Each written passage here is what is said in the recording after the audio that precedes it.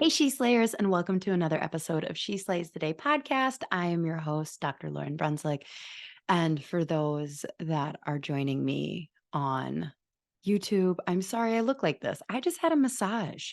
So I'm kind of in that like post massage, uh, whatever. The mindset where you can't come up with the word. Uh, the, um, all right. Today's guest. Holy shit balls. It's Simon Floreani. Yay! I have had okay, so I'm going to tell this story. I also just realized I'm wearing the headphones and I don't need to be wearing the headphones because I don't have a guest that I'm listening to for the intro. Okay, let me just set those down. So I have gotten to talk with Simon a couple times before in IRL, in real life, for the millennials and Gen Xers in the room. And I'm going to tell this story. I didn't want to tell it in front of him because it made me feel like vulnerable and embarrassed. But this is like way back in Lauren's like, I was going to say transitioning, but that seemed like not the right word. Transforming, evolving from being hyper controlling masculine energy into, I don't know, whatever the heck I'm working towards. So I was standing in like a circle of people that were like asking him questions. And just as he was talking, he wasn't even talking to me, about me. He was helping other people with whatever their dumb questions were. Joking. I don't remember their questions. That's all I'm saying. And it definitely didn't pertain to me, but literally just being in his presence brought something out of me. And there was like this like out of this body experience where I felt like I sprouted butterfly wings. Like my feminine energy like entered my body in this, like just being in his presence. And it was so weird, like nothing I'd experienced before. And now like so weird and cheesy and woo. And can you tell, like, this is why I wouldn't tell the story in front of people because it's like, what? Although he's great. He'd be like, oh my God, that's amazing. But yeah, if you somehow don't know who Simon Floreani is, you're welcome for this because he shows up and we talk about so many great, we kind of are all over the place, but like circle back to the same topics. It's wonderful. But I do need to stand up for myself a tiny bit because back when I recorded this a whole 2 weeks ago, I said my morning routine, and you can hear my morning routine was garbage. But since then, I've really gotten down the rabbit hole on like light therapy. And I'm not talking about infrared saunas, although I do want to go down that rabbit hole also. Because I think Kirby and I want to install infrared sauna in our basement this winter. So I do want to know your brands and stuff, but that's not what I'm talking about. I'm talking about like blue light, yellow light, red light, green light. I don't think green light is the thing, but so I follow this chick on Instagram. I'm trying to get her to be on the podcast, but she's very busy. And so I'm working on it, but I have started like reading her stuff. And now you're going to like wonder, like, who is it, Lauren? Shoot. I don't know. I think her first name it's Sarah Kleiner. That's who it is. And she is like a setting your optimum quantum light day, and it's a free thing. And I downloaded it and started reading. So I have started making changes. So here are some of the changes I've made since I recorded this podcast a week and a half ago. Yes, I move fast. Keep up around here. So one, I do not plug my phone in next to my bed anymore because of a couple reasons. One, like the frequencies and stuff, the PNMMFs, the letters that go into my brain while my phone is charging. I don't want that.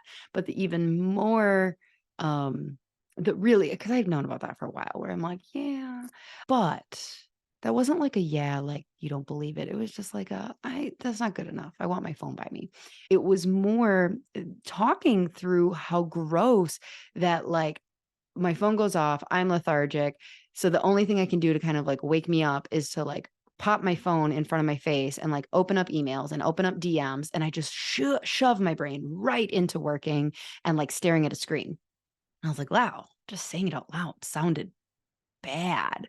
So now what I do is I plug my phone in across the room and the alarm goes off because I know I could just get a different alarm that's not a phone, but I haven't gotten there yet. It's only been a week and a half. Give me a minute. So then I'm forced to get out of bed, which is great. So I can't like press snooze. Then, so I don't look at my phone. I just like turn it off. Now I'm waiting on getting some like special blue light blocking glasses because what you're supposed to do is you're supposed to wear like orange blue light blocking glasses until you can get outside. So in theory, what I should do is while my alarm goes off, I should grab my orange blue light blocking glasses, put them on my face, walk over to my phone, press off on my alarm. And then I am going outside and getting like the first light of the day is like direct sunlight. And that's so this whole point of like her program, which I should have said before I started talking, is about like rebalancing your cortisol, your melatonin, and your leptin cycles. And this won't be a science lesson right now because we don't have time. But I'm just going down this rabbit hole. So, yep. So I'm getting sunlight in the morning as it starts to get colder up here in the North Woods. That will be mixed with cold exposure, which I'm not really excited about. But right now we've got the cold plunge. I'm getting better about it. I'm getting better. I probably still only do it once a week, which isn't enough, but I'm hoping that like I said, once the temperature starts dropping, I'll be able to get that cold exposure and light. I'm also drinking water and delaying coffee for at least an hour to sometimes like 2 hours. You guys, are you proud of me? The other thing is I've started to force myself to eat breakfast, which I don't love. I don't love because I'm just not in the mood for it. I've like air quote been an intermittent faster for years. And I do air quotes because like sometimes I do put creamer in my coffee and that's cheating. You're breaking the fast and you're not supposed to break the fast. But this is what I'm doing. And I can understand that like, so her explanation is that the food will trigger your body to wake up the next morning and signal melatonin to start going down. So like basically you'll wake up less groggy.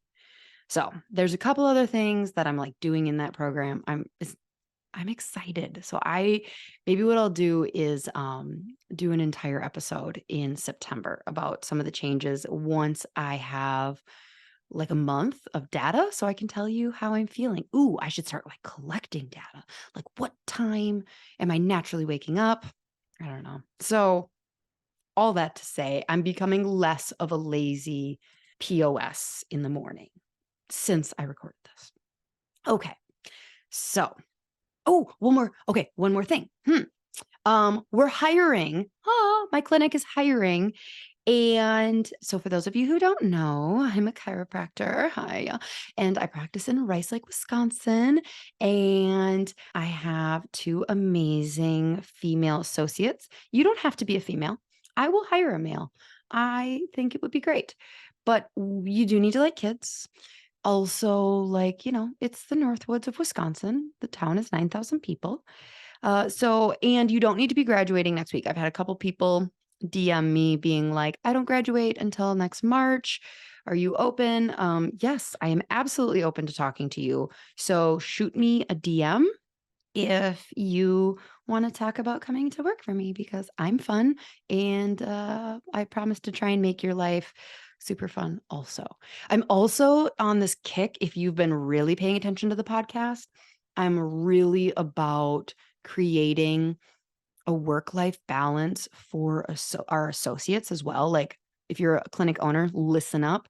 I really think this is going to be the key to keeping associates happy, is providing a ton of freedom in their life and not making them feel like they need to go start their own practice in order to have the ownership and freedom of their life. I think we have a lot of chiropractors that are graduating or that are associates that are like, well, I guess I need to open my own practice now because that's the only way that I'll find financial abundance and freedom. And I say, nay to that. If you don't want to own your own business, let me tell you, it is not freaking easy.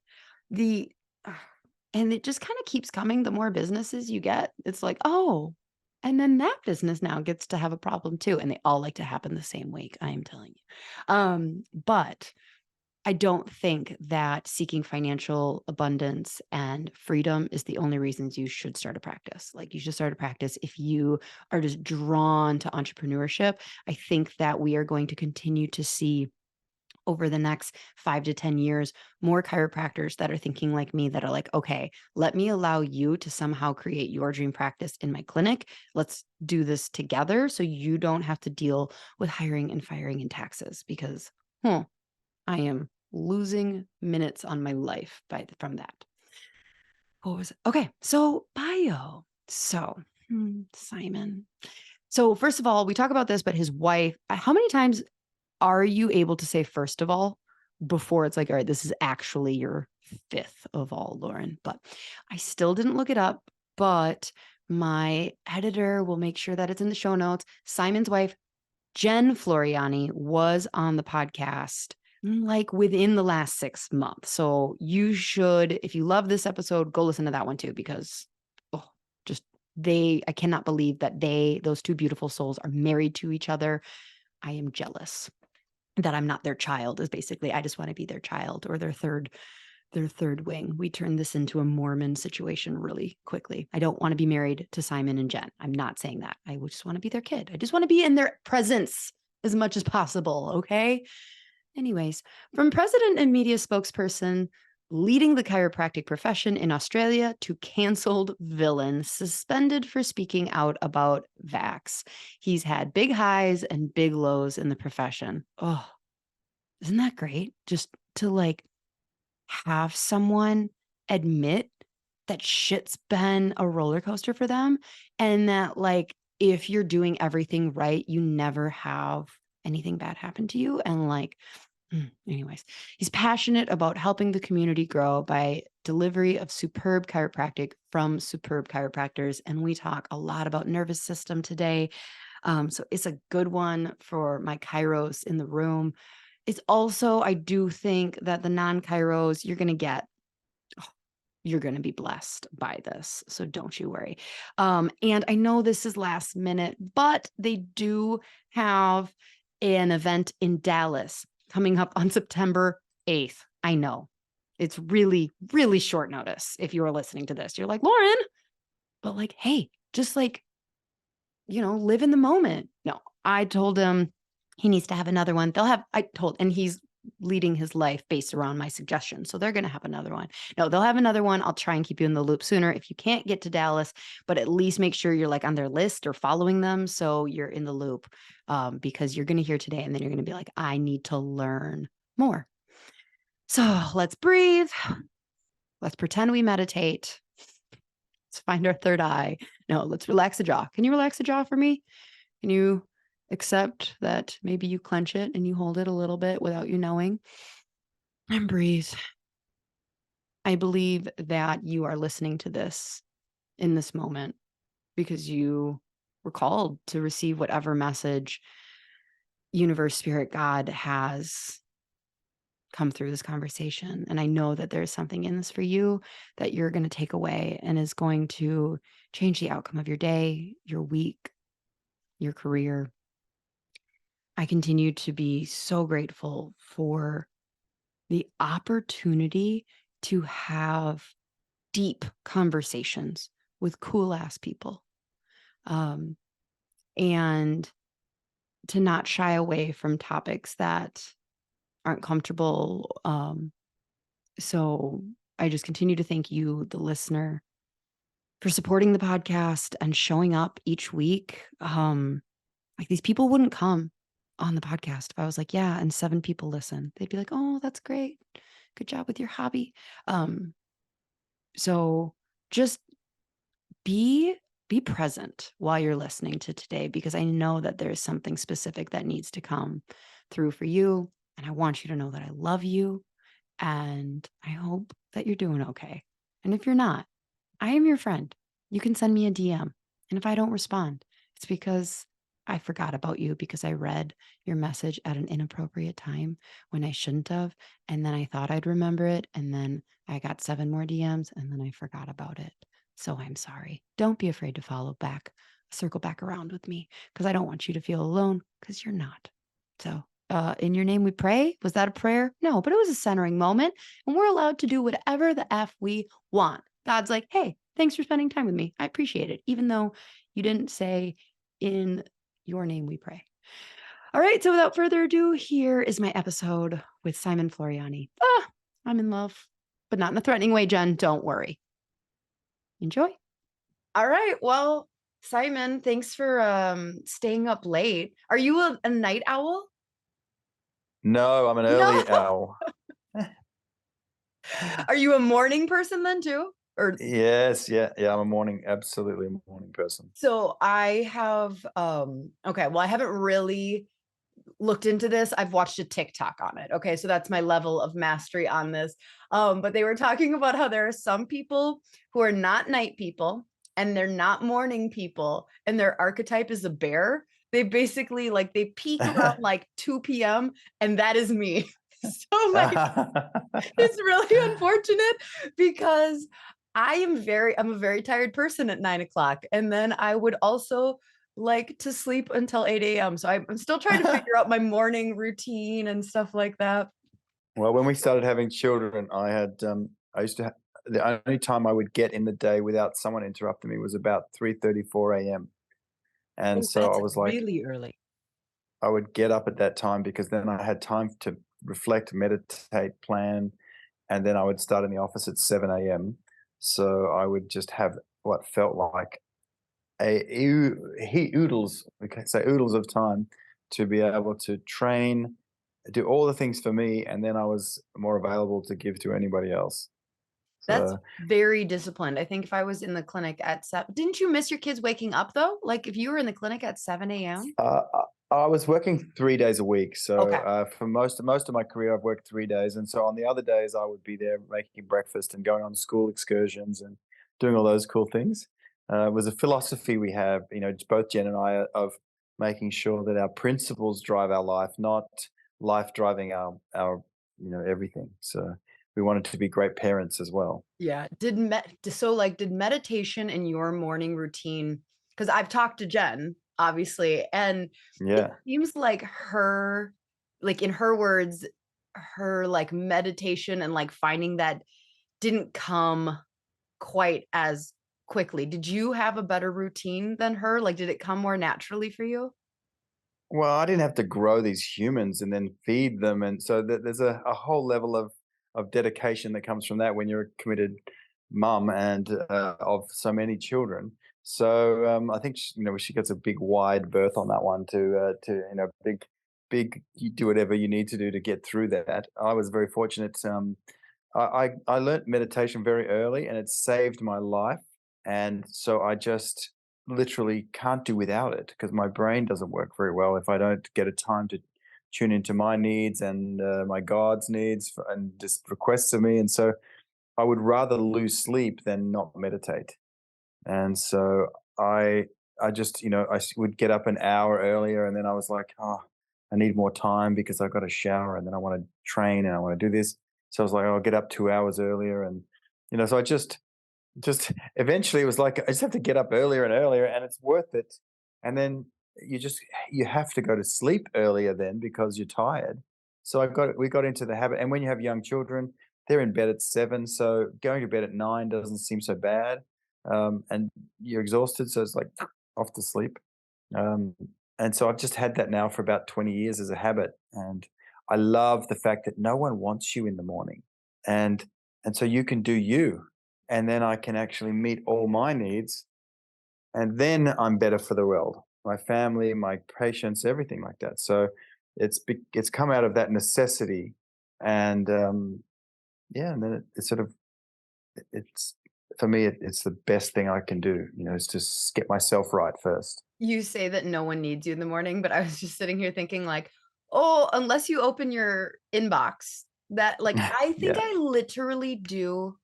I'm going to share with you my morning routine, and I'm pretty sure that it is the absolute worst thing I could do for my nervous system and cortisol levels.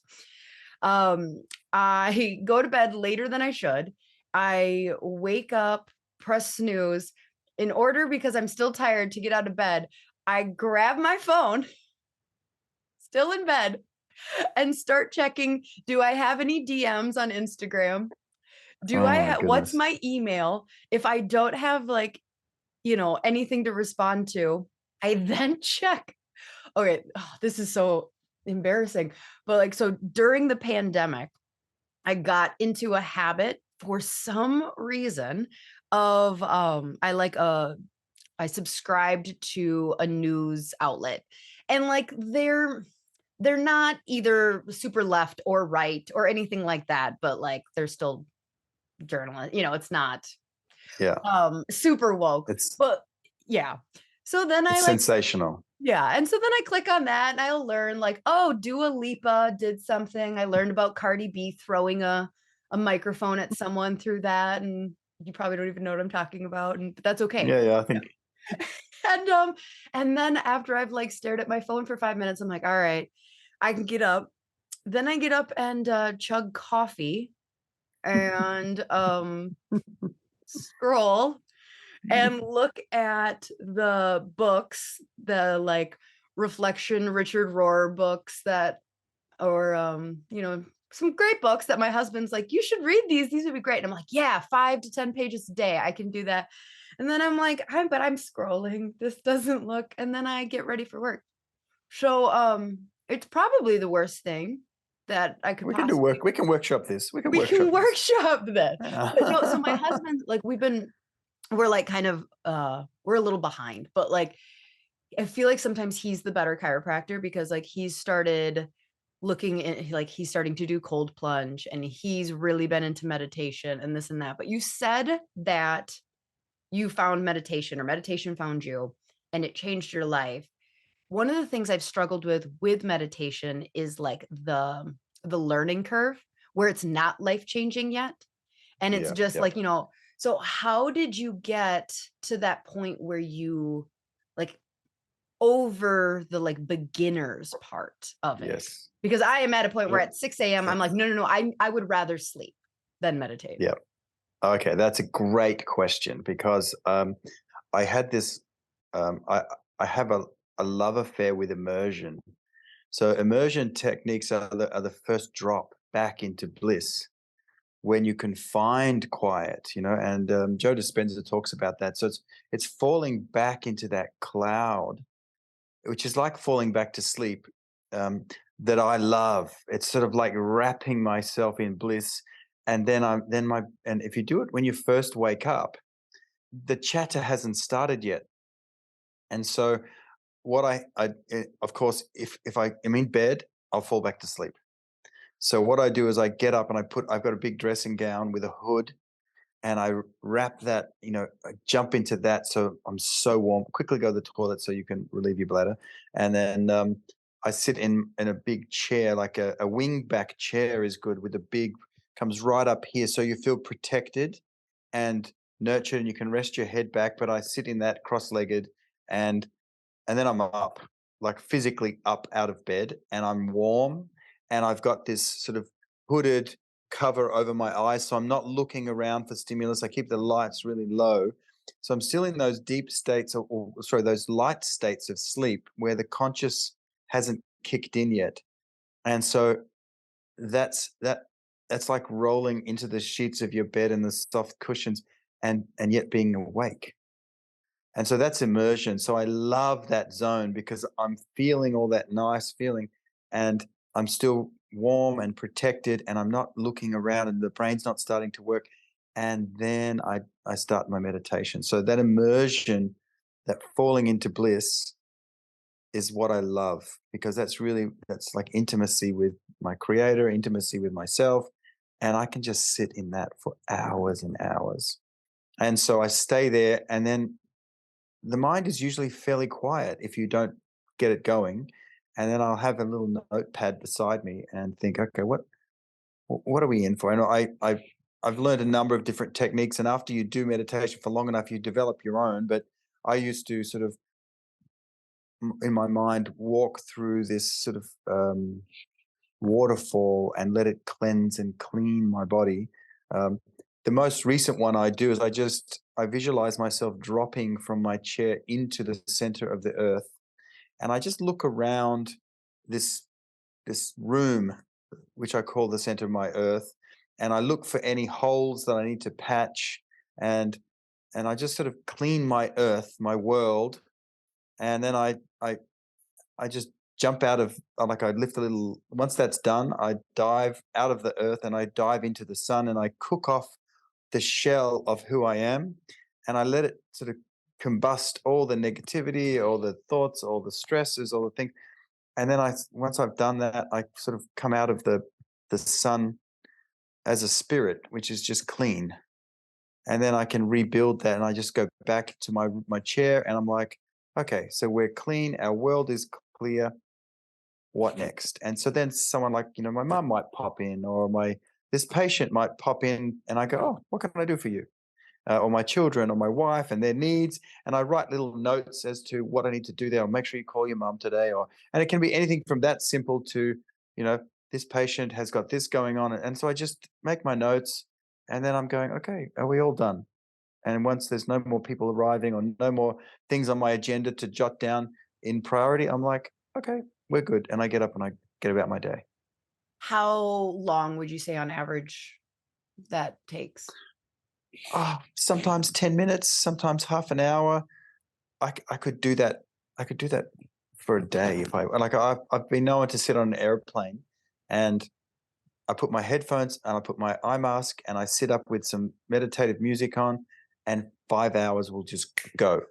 And I'm like, Jan, that was the quickest flight ever. She was like, you're kidding me. She's like, that was, you didn't move for I like, think Jen and I have a more similar personality, and you might be closer to my husband, where I'm like, okay, that sounds gorgeous. But then I would be like, the dishwasher has come in and said, you need yeah. to unload me. Yeah. Well, Okay. I hear you.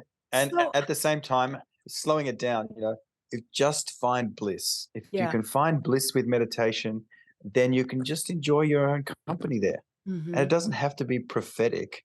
It just has to be quietening your mind for long enough that your soul can speak. Mhm. And So that's my goal. I've heard that some people really have big success with meditation after they've had a very immersive experience. Sweat lodge, Joe Dispenza event. Is that something that you have experienced or recommend? Yeah, I mean, again, I'm very kinesthetic. I mean, mind you, Jen and I have a growth culture. We grow together, because if you don't grow together, you grow apart. And if you don't um, constantly work on yourself, then what doesn't grow starts to die. So we've done Tony Robbins, Joe Dispenza. We've done John DeMartini. You can never invest enough in your head. We've done retreats. I've done fasting. I've done cold water, ice baths. I've done ocean swimming. But that's for 20, 30 years. We've been vegan, then we've been carnivore. You just got to try these things, to grow who you are.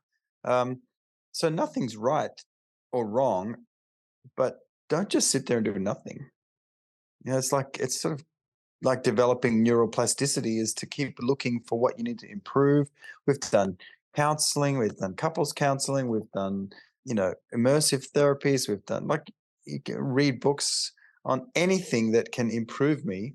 I'm in. And so as far as meditation goes, probably what got me hooked was I was a rock and crystal collector when I was growing up. I grew up in Alice Springs, which is in the outback, like the real outback. And I used to just collect rocks as a child. And then one day someone said, "Oh, crystals have these special powers." I was like, "Oh, really? I've got tons." And so I laid down on my back and I put one on my third eye, and I swear I dropped into another universe, and I immersed. I was like, boom. And I was like, what was that? And that was my first, like immersive experience. I was like, whoa. And I was like, whoa, that was huge. And I probably would have been in my teens. So I was like, there is something to this. And I felt still and I felt centered. And I was like, that was amazing. Now, that was my start of just being involved in great, great Mhm. stuff around all of that. I So I feel like is it difficult for you to so like you're in your immersion, you're in your cocoon and you got your third eye open with a crystal and then you go to work and you have to deal with not have to deal.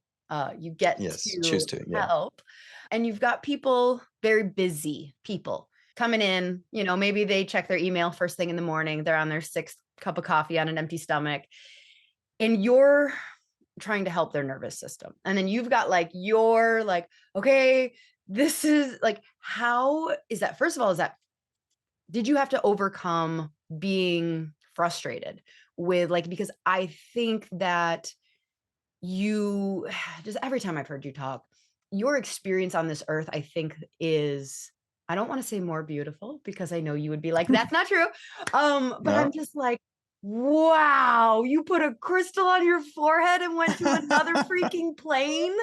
Like that sounds amazing. I don't think I would have the same experience, and I think we're each here to affect people in a different way, have Yep, a very different we're each absolutely. here to have a very different, beautiful life experience. Yours seems much more interesting and fun than mine. But how do you, as this artistic, very centered, soul-seeking, plane jumping person, handle the rest of like the 97% of like very shut off, like nervous Yeah. systems, just like how do you reconcile that internally? And then next question, which is probably the bigger one, then how do you actually put that into practice? Yep. They're great questions, and it's exciting me to just even wake this part of my memory up. No, I grew up in the outback. There was no there was not a traffic light in the town when I left it at the age of 17. I grew up when there wasn't mobile cell phones. I I grew up with the Australian Aborigines, and the first thing that they do when you meet them is an Aboriginal elder looks in your eyes, and you feel like someone is climbing inside you and taking a good look at your soul. And I grew up thinking that was normal, that people look into your soul first. And the other interesting thing about Alice Springs, where I grew up, is that there's a huge American Defense Force base. And so they bring called Pine Gap, and it's the biggest one in the Southern Hemisphere. And so they would import the Americans and their whole families straight from the US to Crocodile Dundee territory, like terribly way out back, rolling spinifex type Wild West, and the Americans would come in shell shocked. And so I grew up with these kids coming in to our school, and we would be like, and they were like, "Whoa," like buzzing Right. flies and and buzzing bees. We would be like, whoa, what's up with them? What is But wrong with that? well, it was more just, and it was never what's wrong with them. It's like, where are they from? And so people have always been my sport because I'm genuinely fascinated in them, not because I'm trying to make them more like me or make anyone right or anyone wrong. I'm just genuinely fascinated. And so I have, I've moved we moved to the city to study, and Jen and I met here, started our practice here. And so um, when anyone goes to Alice Springs and they go, how did someone as sophisticated as you come from somewhere so out out back, out in so backward. And so that was a blessing for me. I grew up, like chasing dingoes and looking in their cage, in the caves, and doing really simple outback things that made me very still. So I think that's part of it. I grew up with stillness and also with people who looked into my soul first. So I had to get that right. Otherwise I felt exposed. And it's a fascinating experience to have someone really look you in the eyes and see who you really are before they look at what you're wearing or where you went to school or what your accent is. And so that's my priority. And it's always has been. So even with the patients, and I have high net worth people, or I have actors or celebrities or these people that seem to be like buzzing at this frequency. I'm always looking to see what's really happening in there. So I love eye gazing for that reason, because you can really look to hear what the soul is saying. You eye gaze And to your yeah, I look everyone in the patients? eyes. Okay, Yeah. at what point okay, hold up. At what point do you like, is this on day 1? Like a part of their Uh, exam? everyone I meet, I want to look into their soul. I don't want to talk. I'm a deep person. I'm not a shallow person. I like to go straight for rich. I have rich relationships. I don't want shallow. That's for that's for someone else. So I'm here to really help my clients, and I'm here for you, and I want you to feel that. And so I call bullshit if they, oh, I'm good. I'm like, oh, I'm not convinced. And so that then starts us at a level of, okay, we're going to be, I suppose there's talking happening while you're staring in the eyes. I was literally yeah. picturing like, "And now I am going to stare into" I'm like, "Simon, Simon, No, no, I no, just no, no, don't know how you do." Okay, yes, okay. no, no, no, rapport building. And if someone's eyes are darting away and they don't feel safe, then no, there's no chance I'll keep pursuing that. But you know, my first question is, how can I help you most? And I really want to hear that, not just, oh, my back, my neck. I'm like, what, what's drawn you here? And and then I gauge a lot from giving them a hug or from putting my hands on someone. So I'll often be like, you know, your body's telling me something different than just this. You're not breathing, or I'm watching your soft neurological signs, and it's telling me that your face is all tight and stressed, or your respiratory pattern is really shallow. Are you anxious? Are you worried? Do you feel safe? And some of those things are really powerful words to get someone to tune in to what's actually happening in their body, rather than just listen to the loudest scream of pain or symptom. I'm like, your body is amped up. How do we bring that into a state of peace? So a lot of those words are what I use to just help create that personal connection with them, but also connect them back to themselves. Mhm. So that's my sport. I love that about working with people, because they don't often, well, most people don't know what's on offer with a good chiropractor. They just think it's about a symptom. But if we could just tune into their nervous system, and I talk a lot about amplitude. Your amplitude seems really high, and yes, of course, that's going to manifest as excitation and pain and irritability and sensitivity. But the best harmony for your body would be a lower amplitude or a calmer amplitude. And then if someone is a slug and they've got no amplitude, I'm like, we got to fire you the Do you fuck find that up. often? More in the city, more people are amped up and stressed out. Whereas, some of the children and babies, if they've had birth trauma, they're still in shock. Their amplitude, they're still reeling, in trying to work out whether they actually want to be here. So that you have to fire them up, and you have to wake up their nervous system, because they're so traumatized and stuck in a shock pattern. Mothers, after they lose a lot of blood, and they're really weak after the birth, and um, if they're also in shock from a traumatic birth, then you got to bring them back and take them out of shock.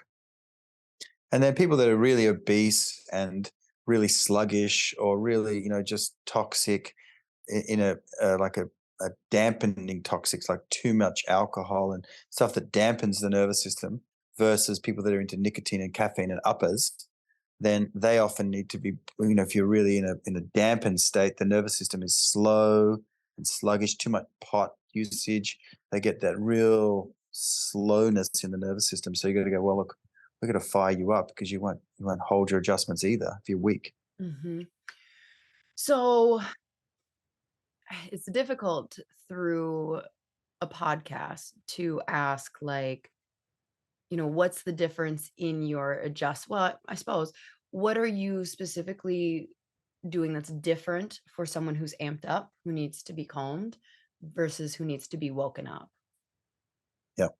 Well, all of your sympathetic adjustments are going to stimulate people. So mid-thoracic and mostly mid-thoracics on your sympathetic stimulation, and high velocity and deep adjustments are going to take it up a big notch. Mhm. And then or your parasympathetic. I often, work on Logan techniques or low force techniques and respiratory release techniques and suboccipital SOT techniques will all enhance this parasympathetic response, vagus techniques to allow the body to bring in its dampening. So, they're the sort of things that I would do to Mhm. bring someone down off that high and get them to focus on subtle and peaceful, more yin breathing, and recommend they do some relaxing things to calm the system down, like yin yoga, and like wear their sunglasses inside, or um, try and quieten the stimulus to the brain, decrease their caffeine.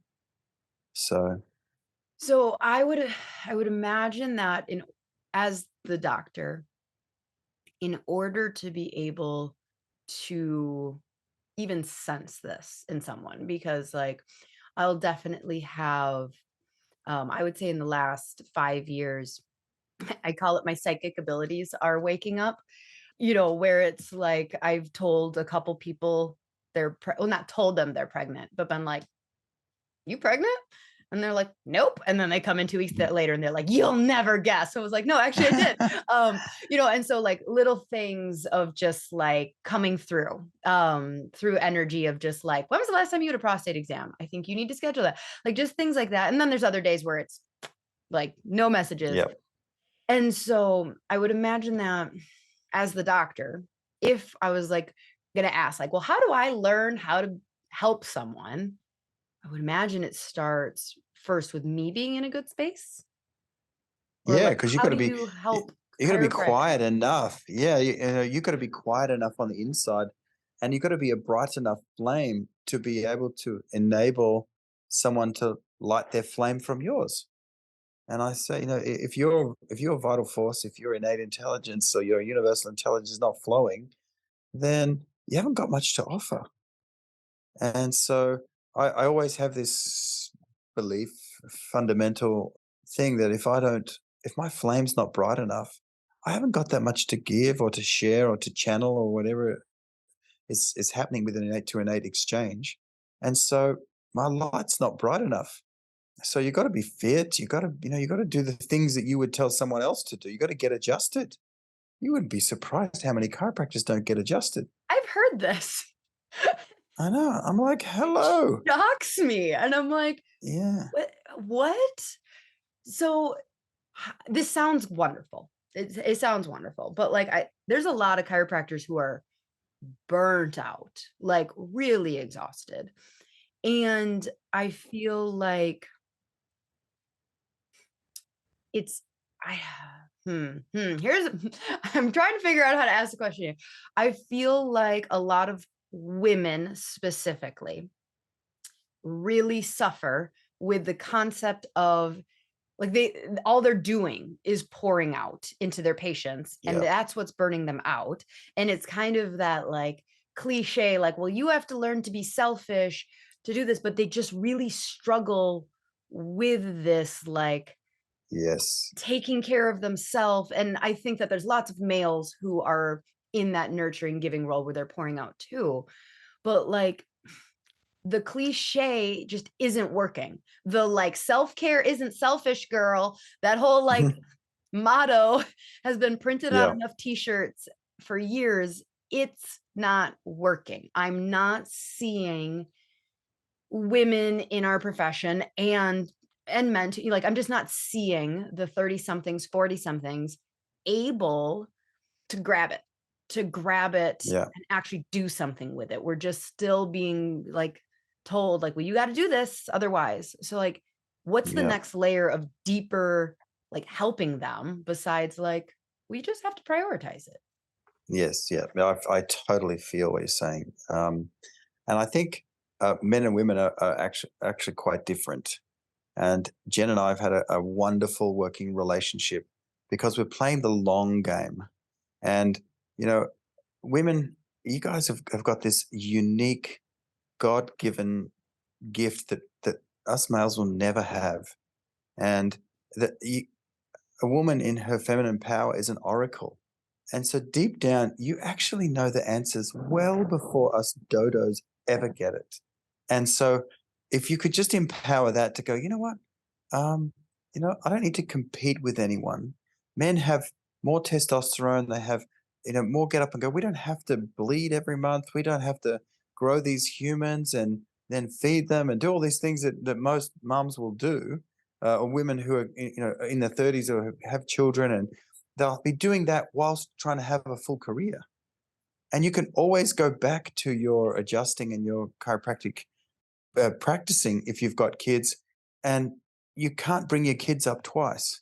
So why wouldn't you do a great job of that, and then you can always exercise that other muscle later? So if that was it was a, if it's a family thing, which it often is, and when you're a couple as a chiropractor, you have to have a long game of going. You know what?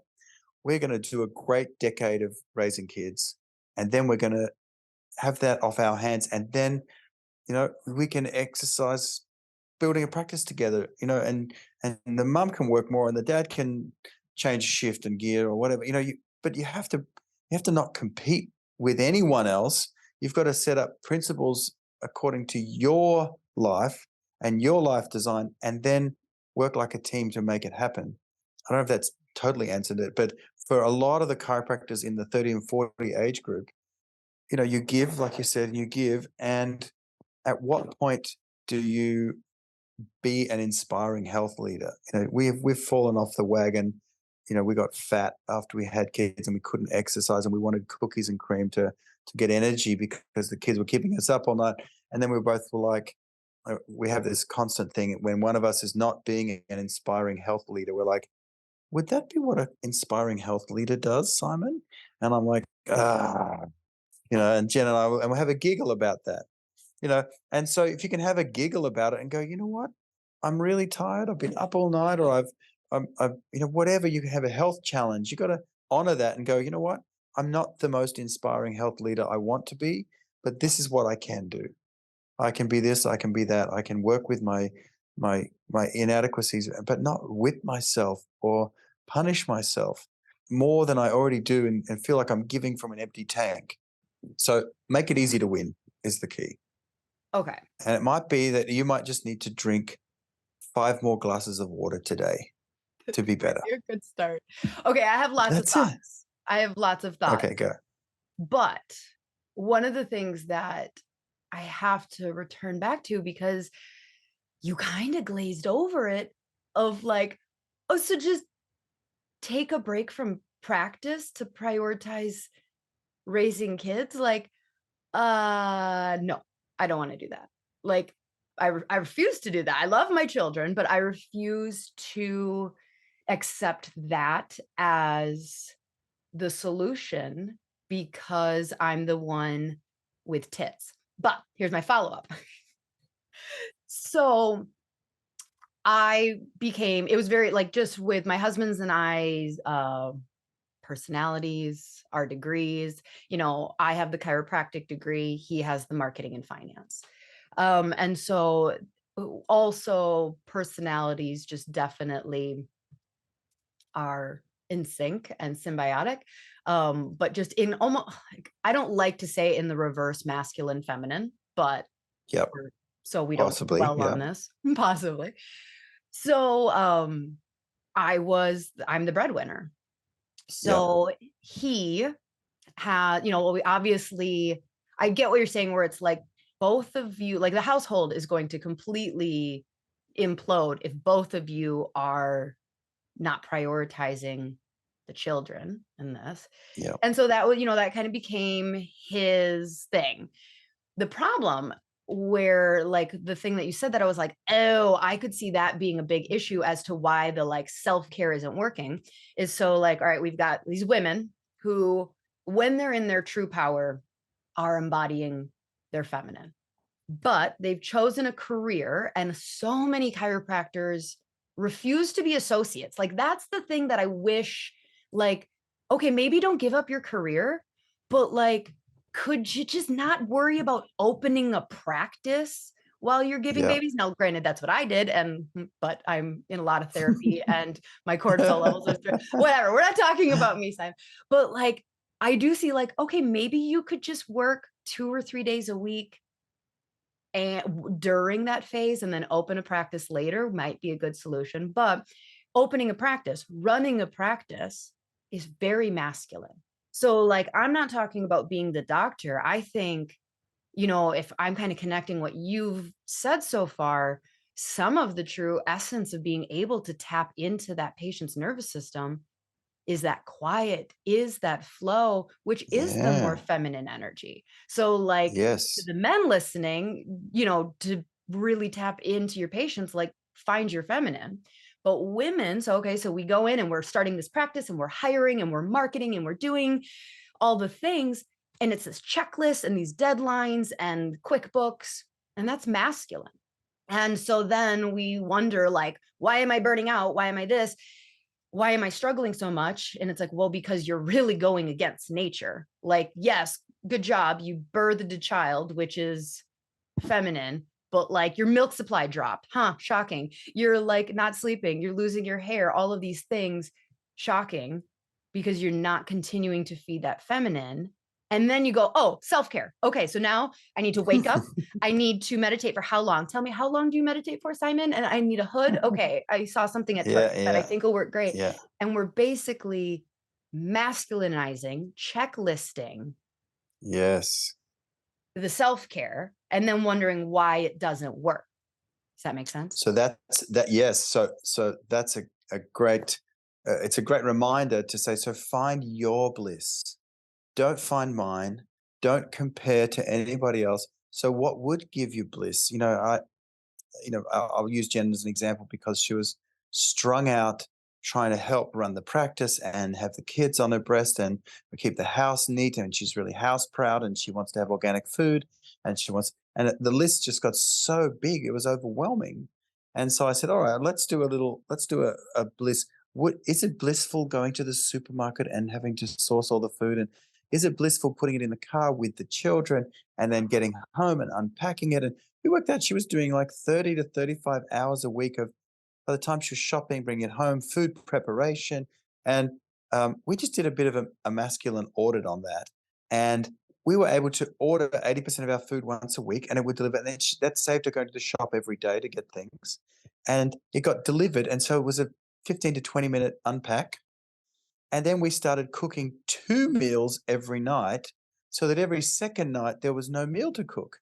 And so it was like when we're going to cook and chop and get the kitchen messy and all that sort of thing, why don't we just cook 2 meals and then we got the next 2 nights and that saves a whole night of cooking. And so we did some of those things and that was blissful. And then the washing for 4 children I can't is imagine. I have 2 and I'm outrageous, right? insane. So yeah, so what I did, we turned the office, which was in the middle of the house, and we rewired and replumbed so that the washing machine and dryer were in the center of the house, and we turned the office into a dressing room so that the children would come in from school, and none of the clothes went back into the bedrooms. And so they'd come in and they would put their washing to be washed, take off their school uniforms, change into their sport uniforms. We had boxes for the different things. So nowhere in the house was there any clothes than in that room. And they only left the house when you wore them and you came back in, you got changed in that room, and the clothes never left that space. They got washed, they got ironed, they got folded, put back in your box, and only the formal stuff that's hardly ever used was in the cupboards in the bedrooms. And that saved probably 10 to 15 hours a week. And that was bliss. And we had this dressing room. And if there was ever something missing, check the dressing room and the laundry room. And then all the ironing was done in there. And and it was like, it was a form of bliss to save. Now we're talking 30 or 40 hours a week was saved from those couple of hacks. And so that's how to turn domestic into bliss. And and then, there's all sorts of hacks you can do to create bliss so that then you are more available for the office because we want the office to be a success. We want to be able to spend the energy on that. And then I used to have, like, I had 7 associates and 30 staff and, um, 4 management people, all that sort of stuff, because we grew a lot. And then bit by bit, I was like, well, they're all just taking up so much office space. I then hired someone offsite in the Philippines to do all of our bookwork.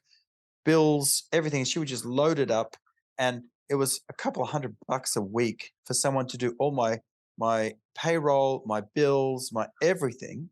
And she was uploaded to the account, and I would tick, tick, tick, and send them when they were ready to be paid.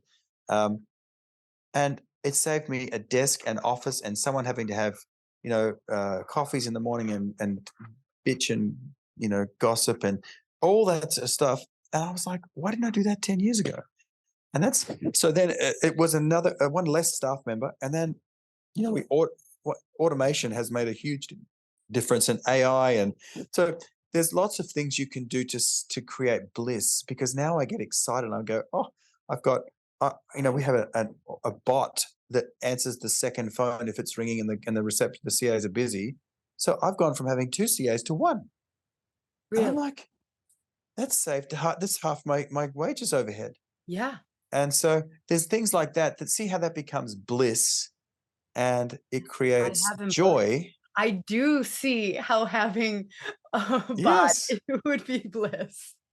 And the patients love it because they get a text message from Winston, who's the Autobot, and they have this text dialogue. And then on my phone, I can actually override the conversation and come in. And so I play jokes on the patients, go, hey, Dr. Simon has asked me to remind you to make sure and I personalize it to them. They're like, wow, this bot knows everything.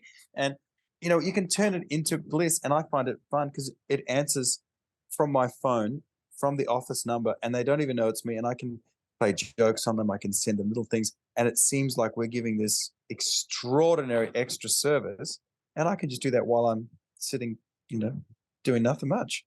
So So what's there's your team lots of consist of ways. now? Like, what humans are under I your have I have one CA, and we'll often have two or three practitioners on, like myself, another chiropractor, maybe the massage therapist as well, and only ever one CA on at a time.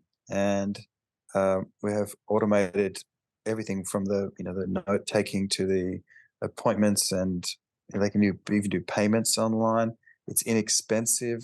They get automatic follow up. All the AI surrounding we have campaigns and scheduled mail outs if they haven't come in, or if they haven't been for 2 weeks, or if they've, wherever they are in different parts of their experience with us, we can target them, send them things that automatically happen. And I just check in and tweak that. I get feedback and statistics on, how the success of any of those campaigns have been or have not been. Um, we can do recalls and reminders automated, so they automatically get offers to come back in. And so there's so much that gives me bliss, because I don't have to have another staff member who I have to drive and I have to motivate. And so these are not expensive hacks, especially when you start cutting off huge and your wage bills profitability is just returning. through the roof, You know, through the it's roof in comparison. I wanna talk about,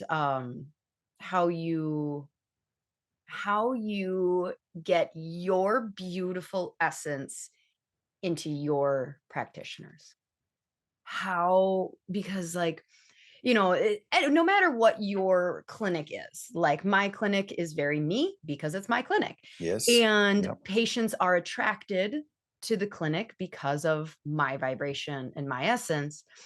Yeah. So, do you feel it's really important that your practitioners are all really centered in this same space, or do you have No, no, no. Diversity is great.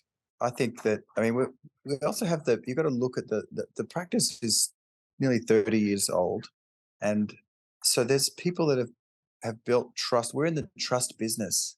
So if you're in, a mature practice that's got a good reputation in the community, then patients that have been adjusted heaps don't mind a bit of diversity and different types of adjustments and different types of chiros, because I like getting adjusted by different chiropractors. And so there's that, already the trust is built. I love chiropractic. I'll come. And some people are on a schedule. Some people like to, when you've been around long enough, you'll see there's scheduled burnout. Some people that have been to chiropractors who put them on it 3 times a week for the rest of their natural life, and they just do all these things. People are like, I don't want to do a schedule. I just want an adjustment. I don't want to have to go through re-exams and do this, and I don't want that. I want to choose when I want to come. I just want great adjustments. And you're And okay with so that? yes, because they're the customer, right? And you know what? If you keep coming back, and let's be honest, you can't guarantee that half the 80% of the chiropractors there have got in the world have got terrible curves, terrible spines. And so it's not about restoring curves. It's about the nervous system. And if we got better at saying, I'm going to check your nervous system and make it better, I'm not going to try and model you into some perfect contoured mechanical piece specimen. I'm going to turn your nervous system up when it needs up, and I'm going to cool it down and calm it down when it needs down, and I'm going to balance it to the best of my ability. And you'll feel that. You'll feel the shift in your nervous system from the adjustment I give you. And coached people to look for nervous system soft neurological signs. The soft signs that the nervous system is doing well is when you breathe well, you menstruate well, you digest your food well, you've got light in your eyes, and like you said, your hair is staying in, not falling out. You, you're happy, and you're not searching for cortisol uppers and downers, and you're not trying to push your body so hard. You're in balance, and that's nervous system balance, not having some pitch and curves in the perfect alignment. It's not true, and we need to really examine that and go, we're actually nervous system specialists, not bone specialists trying to stack bones properly. Yes, there is a relationship, and that's another whole discussion. But my objective is to have the nervous system operate better and to teach and show you that yours is better from having come to see me. And that's the game for me, is to get people turned on and excited about their nervous system changes instead of trying to get them to modify their curves. So one of the things that I really have felt, so this is my 14th year in practice, and you go through all these Yeah. things, and I feel like I swung, and therefore took the whole practice with me, very hyper controlling of like weekly chiropractic is the damn bomb diggity. And I will Yep. allow every other. And then everyone else who doesn't want that, you need to find a different like Fire them. basically you are Yeah. with me, or you have other boring chiropractors in town to go to. If you want to be a part of my Yeah. club. And this year I've just well, first of all, thanks to therapy, I realized I have like some major control issues, like real deep rooted shit. And I realized like, oh, and that's what that is. Like I believe that once a week is best and Yes. often more. And so because that's what I want them to do, I try and control them and like set up a clinic with systems and procedures and rules and Yeah. regulations and reactivations and text messages that are like, if you don't get in, like blah blah Yes. Yeah. blah. And I'm kind of like sick of it. Like That's parenting. I'm like just really like, it's exhausting. It's really exhausting to corral hundreds and hundreds of little goats to get adjusted once a week. And Yes. if they Yeah. don't, then punish them. And so like, so you just allow them, like, how do you recommend the frequency? Yeah. And you kinda took a little jab, but that's okay. At Yeah. like the 3 times a week, and like that's how we start patients of like, okay, this is your Of scan. course. You need 3 Yeah. times a week for 3, 4 months. And if they're like, if I had a new patient who was in just burnout, they're not getting, all of the things. And they're like, I'll come once a week. I'd be like, then we're not doing this game. So like, how do you handle that part of practice? Why? Yeah. Why not? Because it took me 30. It's still taking me 30 years to truly understand what's on offer with chiropractic. And to get that in the 30-minute consultation is not really fair, especially if I've heard all these things and I don't know if I trust you yet. And so that takes it away from being sales based into being my standard comment is I get adjusted every week. So do my wife and children. And that's what affords us such great life. My children have never had Panadol or paracetamol. They've never been to a doctor. They've never had a day off school that wasn't, you know, was from sickness. So, that's on offer for you. And one of my great mentors many years ago said, chiropractic is like a buffet, and there's so much on offer. And if you just force people to eat the sushi bar, they'll never quite get the whole lot. And so, what's wrong with offering? If you play the long game, when you read the book Good to Great, and even the E Myth, they talk about doing all these systems and procedures, and I used to judge myself for not getting them right, and have created all this stress for myself. And then I realized that when I go to a buffet, I actually like to eat what I like to eat. And I like to choose, and sometimes I'll be adventurous and go, "Oh yeah, I'll have some of that." And that's what I do now. Is I say, you think your expectations of what you're going to get here are this. This is the buffet. I'll be able to help you with your pregnancy and your digestion and your menstrual cycle, and I can help you with so much more because your nervous system controls everything. Your general sense of happiness, all those things. I know now as a practitioner that I can impact all of that. So you may not want to choose that today. This is a schedule based on what I recommend for you, and it's really important. If you want to go slow paced and you can only afford, or whatever is your excuse, then I'm good with that too. But let's just be really clear. I'm giving you this recommendation because that's what's going to get you the best results the quickest. You want to change it up? Um, no different than if you want to get fit for the marathon, you need to do X amount of training or you're going to pay for it one way or the other. So if you just want to run slowly and run once a week, you're not going to get that fit. And so your nervous system's not going to be that fit. I'll have to go slower because your nervous system won't have the plasticity and the capacity to take on board all the changes that we want according to your goals. And that's why you've got to find their goals and what do you really need from your healthcare. And then I can say, so I would think this would take 3 months with the schedule I've set. But if you want to negotiate with your health, then this might take 3 years. Mm. And Oh, there's just ultimately, so much you are, like freedom in that. And like the yes, person sitting across the table is the driver of their health, which should be. yes, rather So than you parenting them. how yeah, which is exhausting. Um, Exhausting. so I have when this funny patient. Let someone me tell you this yeah. one story that came. I was only a few, weeks ago. This guy, I saw him 5 years ago, and I gave him a schedule, and he didn't come back. He came in like 5 years later, and he said, "Hi, you remember me? I'm so and so." I'm like, "Ah, mhm, Yeah. okay, yeah, no." And he said, "You said this, and I'm ready." And I went, "Okay, so we're probably going to need to go like start again and do another assessment." And he said, "I just couldn't follow someone else's direction. I just couldn't just commit to that. I didn't like myself enough or care enough about myself, but now I'm ready. And you're the one that gave me the honest answer, so I'm back." I was like, wow.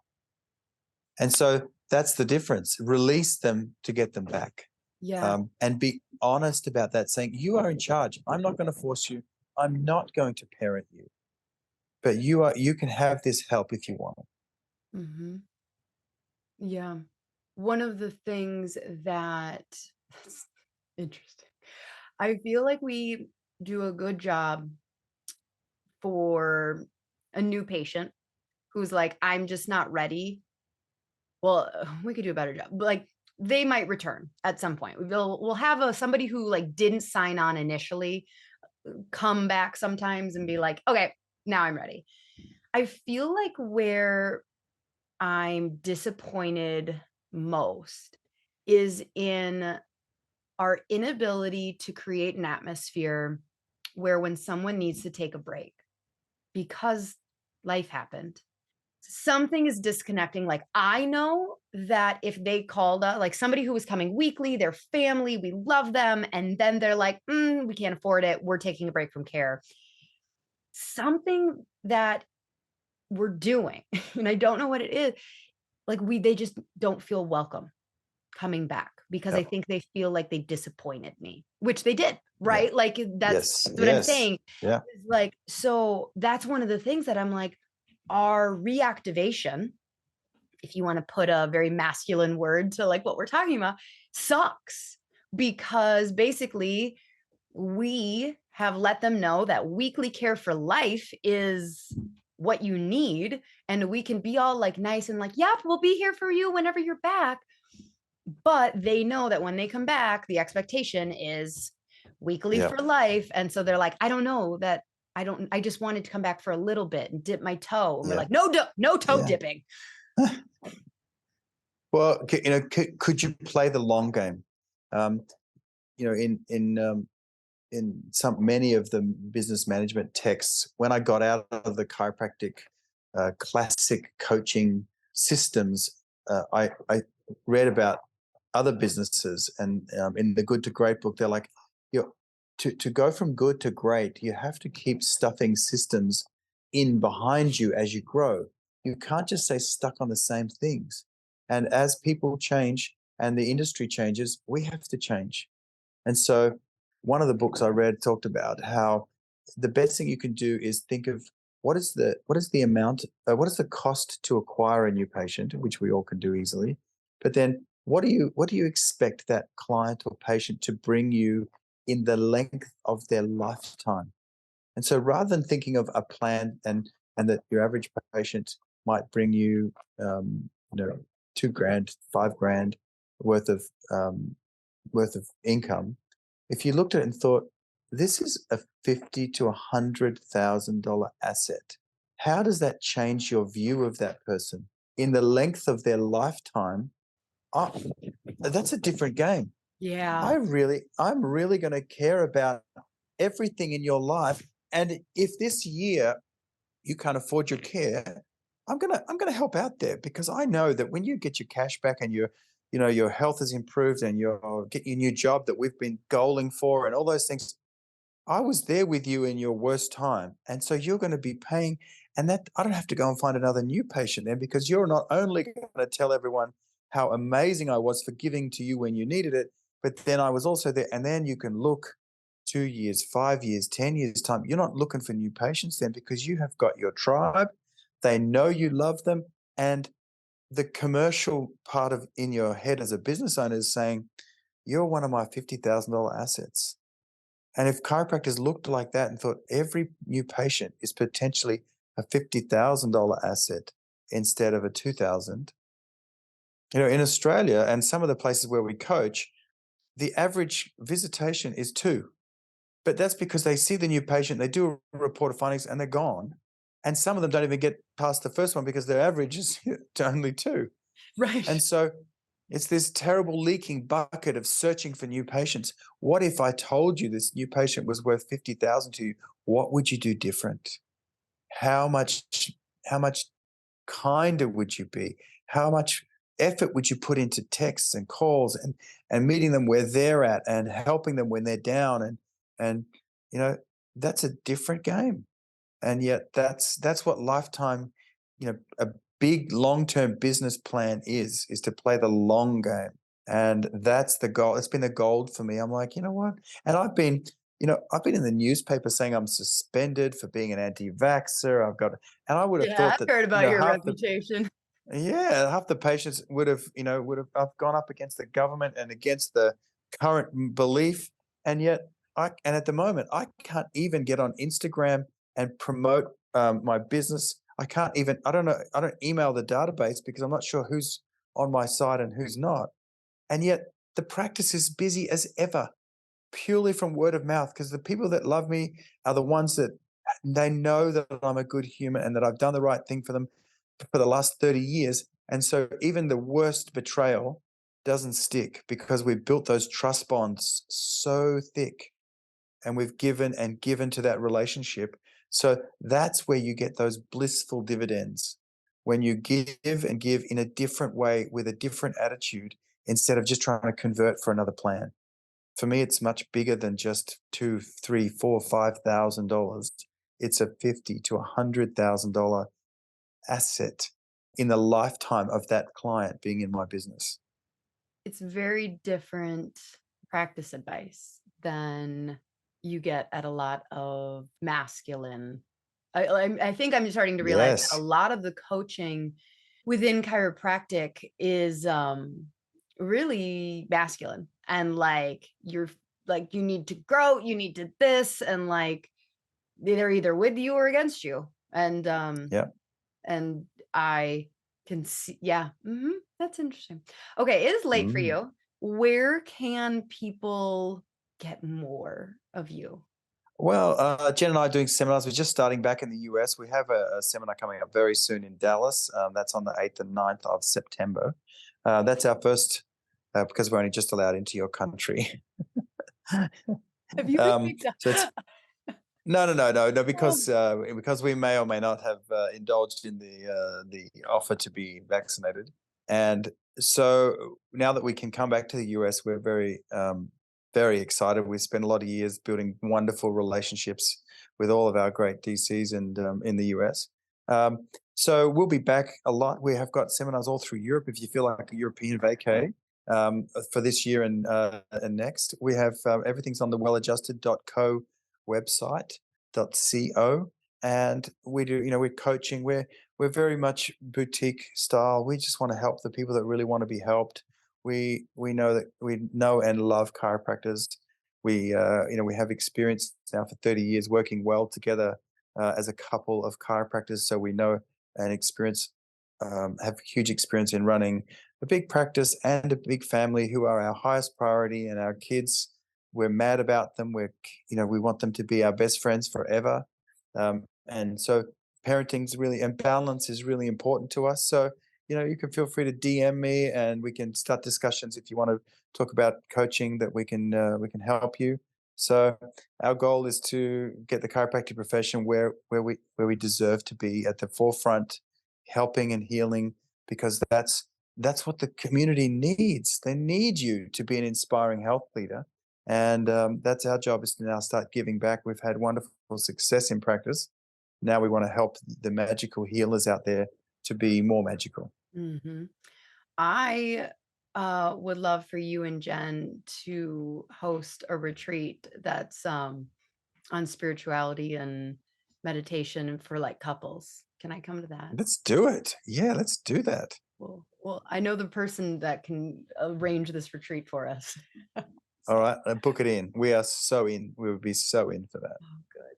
Oh, all right. Simon, Yeah. thank you so much for staying up late. I know it's Pleasure. This stuff, midnight this your time. stuff just keeps me lit up. When I can. These are great conversations. They're life changing. Gonna And it's sleep until 4:30 in the morning tomorrow. Yep. And then maybe I'll try the bear thing. I can try the bear. I can Yeah. do. Peak I can at do a 2 bear p.m. thing. I like it for you. Yeah. Okay, Simon. All right, She Slayers.